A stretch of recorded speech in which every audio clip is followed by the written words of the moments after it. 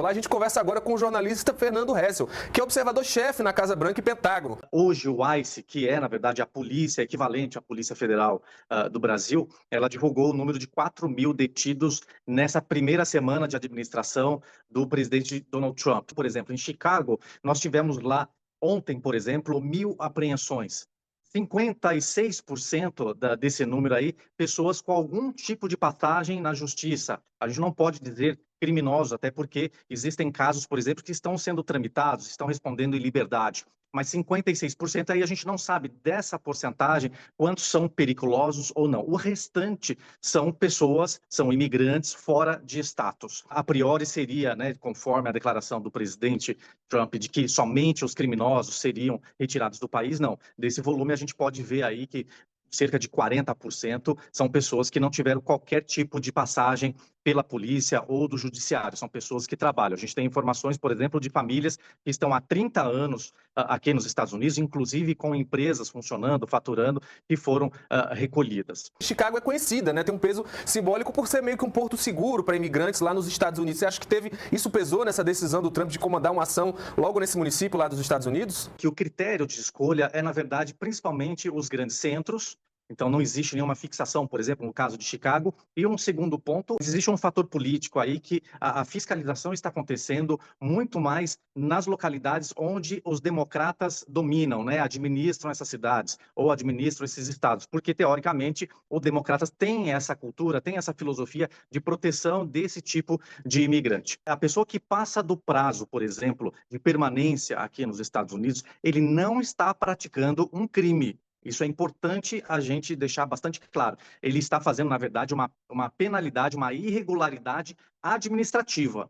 Ele só torna criminoso dentro da lei imigratória a partir do momento em que ele sai dos Estados Unidos e ele retorna aos Estados Unidos, ou seja, quando ele se torna residente nesta infração administrativa. Então é importante a gente dividir isso. E é por isso que aquilo que você disse logo no começo, que o presidente Donald Trump tem taxado todos eles de criminosos, periculosos, animais, justamente para poder driblar essa questão interna. Fernando, qual é a melhor recomendação para o imigrante numa situação como essa hoje? A recomendação é sempre, vai sair de algum país, vai sair do Brasil, faça um planejamento imigratório para justamente não ter esse tipo de problema. A pessoa que se extrapola do prazo de permanência aqui nos Estados Unidos sabe que isso pode acontecer. Agora, trabalhando da perspectiva do imigrante indocumentado que está nos Estados Unidos, a recomendação é sempre que procure um advogado, uma assistência jurídica para avaliar o perfil e ver individualmente de que maneira que essa pessoa se qualifica para algum outro tipo de visto ou aquisição de um green card ou até mesmo uma residência permanente e que se torne aí futuramente